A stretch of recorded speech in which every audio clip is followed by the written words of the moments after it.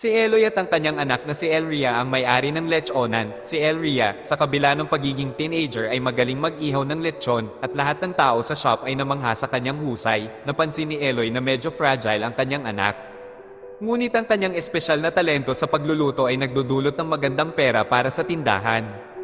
Alam ni Eloy na may mga taong may masama na balak sa kanyang anak kaya lagi niyang sinisigurado na ligtas ito. Ipinapakita ng pelikula kung paano nila binabalanse ang pagpatakbo ng isang matagumpay na negosyo. Biglang dumating ang ina ni Elria na si Minerva galing ng Dubai at makikitang masaya si Eloy sa pagdating nito. Nag-shift ang eksena at makikita si Elria sa kanyang pag-uwi mula sa paaralan. Isang estudyanteng lalaki ang nagsimulang mang-istorbo sa kanya. Dito umeksena si Jonas na gumamit ng mga makukulay na mga salita upang takutin ang lalaki na iniwan si Elyria na lubos na humanga sa matapang na estilo ni Jonas. Bilang resulta, ang isang lihim na crush ay nagsimulang umusbong sa puso ni Elyria. Kinagabihan, isang trabahador ang naglalato-lato malapit sa banyo. At nahuling nakasilip habang naliligo si Elria, si Jonas na tagapagtanggol ng katarungan ay nataklasan ng maling gawain at tinuruan ang trabahador ng hindi malilimutang aral. Kinabukasan, kumalat ang balita tungkol sa kabayanihan ni Jonas at ikinatuwa ito ni Eloy upang ipakita ang kanyang pagpapahalaga. Tinrato ni Eloy si Jonas ng isang masaganang almusal. Samantala, pagkabalik mula sa paaralan, si Minerva ay naghanda ng masarap na pagkain para kay Elria.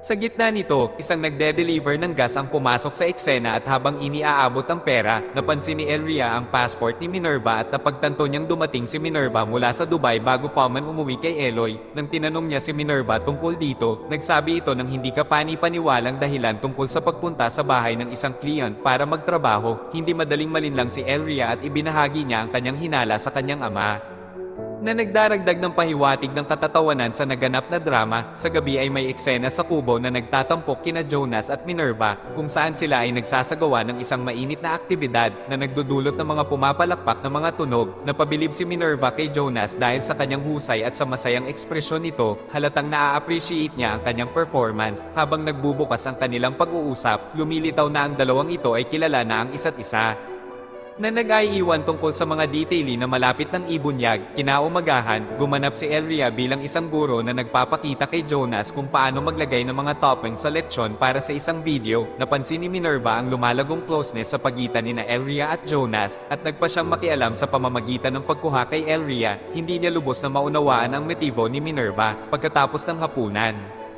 ginawa ni Elria ang kanyang mga gawain habang palihim na nanonood.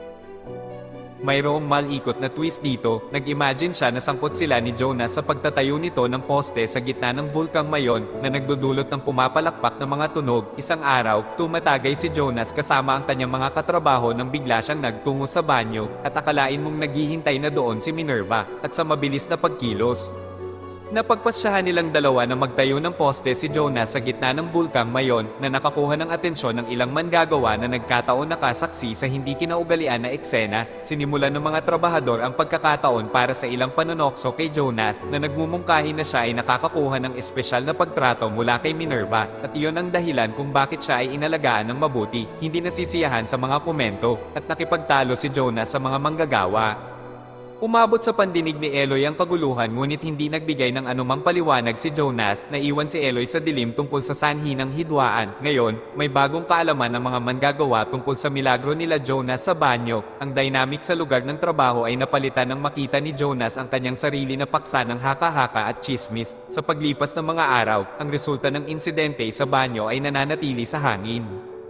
Ang mga trabahador ay patuloy na nagpapalitan ng mga sulyap at bulong tungkol kina Jonas at Minerva na kumalat sa buong lugar ng trabaho. Samantala, sinusubukan ni Jonas na panatilihin ang kanyang kalma, hindi pinapansin ang mga mapanghusgang titig ng kanyang mga kasamahan. Hindi alam ni Eloy ang particular na detalye at hindi niya maiwasang maramdaman ang tensyon sa pagitan ng mga manggagawa. Napansin niya ang pagbabago sa kapaligiran ng lugar ng trabaho.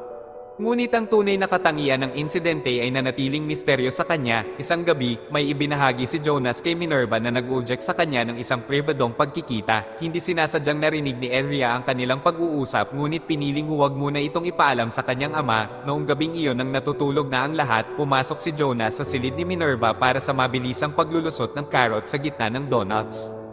Hindi nila namalayang nasa katabing silid si Elria at naririnig ang kanilang mga boses. Sa gitna ng kanilang privadong oras, sina Minerva at Jonas ay lumikha ng mga tunog na tila pumapalakpak. Gayunpaman, ang kanilang pagtatagpo ay nagkaroon ng hindi inaasahang senaryo nang pumasok si Elria sa silid at dinala ang lahat sa biglaang paghinto. Napagtanto ang pangangailangan na tugunan ang sitwasyon. Pumunta si Minerva sa kwarto ni Elria para magpaliwanag. At ibinunyag niya ang backstory na nang humiwalay siya kay Eloy at pumunta sa Dubai, nakilala niya si Jonas at sa paglipas ng panahon ay nagkatuluyan sila. Gayunpaman, pumanaw ang ama ni Jonas at pinilit siyang bumalik. Gumawa ng plano si Minerva na ibalik si Jonas sa paniniwalang mahal siya nito at naghihintay siya ng tamang sandali para ihayag sa lahat ang kanilang relasyon. Natagpuan ni Elria ang kanyang sarili sa sapot ng romantiko na gastat ni Minerva at Jonas. Habang nag-iisip si Minerva kung paano isisiwalat ang kanilang relasyon kay Eloy at sa iba pang miyembro ng sambahayan, naniniwala si Elria na sinira ni Minerva ang kanyang pamilya, nanatili ang tensyon hanggang umaga, at si Eloy, na walang kaalam-alam ay nagdala ng mainit na almusal para sa lahat. Habang nag-aalmusal, namataan ni Eloy si Jonas sa kwarto ni Minerva. Napagtanto niyang ang hindi pagsang-ayon ni Minerva sa kanilang koneksyon ay dahil sa kanya. Naging dahilan nito upang harapin ni Eloy si Jonas, ngunit pinigilan siya ni Minerva at lumaki ang sitwasyon na nagresulta sa pagpapalayas ni Minerva kay Eloy sa parehong bahay at tindahan na itinayo ni Eloy gamit ang pera ni Minerva. Si Eloy sa kanyang paglabas ay sinubukang ipaliwanag na ang tindahan ay hindi tatagal kung wala ang kanyang mga recipe, ngunit walang naniwala sa kanya. Bago umalis, nagpaalam si Eloy sa kanyang anak na si Elria nang wala na si Eloy. Si Jonas ang naging bagong may-ari ng tindahan, ngunit sa halip na magtrabaho, ginugol niya ang buong araw sa paglalaro sa cellphone. Ang tindahan, na dating pinagmumula ng kabuhayan at koneksyon ng pamilya, ay naging isang larangan ng digmaan para sa pagbibigay ng emosyon at desisyon. Nasaksihan ni Elria ang pagkawatak-watak ng kanyang pamilya at ang pagbabago ng tindahan sa isang lugar ng kawalan ng katiyakan at hindi pagkakasundo. Nagkaproblema si Jonas nang masira ang baterya ng kanyang cellphone na nagtulak sa kanya na humingi ng bago kay Minerva dahil naipadala na niya ang lahat ng kanyang pera. Napansin ni Elria na ang lahat ng ito at palihim ding sinusubukan akitin si Jonas sa hapunan. Kinaumagahan, kinwestayo ni Minerva ang maikling palda na uniform nito sa paaralan. Sa paniniwalang sinusubukan ni Elria na akitin si Jonas, ngunit hindi ito pinansin ni Elria. Ang resulta ng pag-alis ni Eloy ay nagdulot ng pinsala sa negosyo. Nagreklamo ang mga customer na hindi pareho ang lasa ng pagkain at ang mga loyal na kliyent ay nagsialisan. Nakipag-away pa si Jonas sa isang regular na customer na nagresulta sa pagkawala ng isang mahalagang contact. Natagpuan ni Minerva ang kanyang sarili sa mas maraming problema, habang si Jonas ay nagpupumilit na pamahalaan ang tindahan ng walang expertise ni Eloy. Isang gabi, habang papunta si Minerva sa tindahan, tinangka ni Elria na akitin si Jonas sa pamamagitan ng pagbubukas ng bote ng beer. Gayunpaman, pumalag si Jonas at pumasok sa isang silid. Sumunod si Elria at nauwi sila sa isang mainit na bakbakan. Ibinunyag ni Jonas na matagal na niyang gustong subukan ito kay Minerva, ngunit hindi siya pinayagan. Ipinakita niya kay Elria ang isang video ng kanilang pagtatagpo. Ginamit ito bilang leverage upang pigilan itong sabihin kay Minerva. Natagpuan ni Elria ang kanyang sarili na nakakulong sa laro ni Jonas.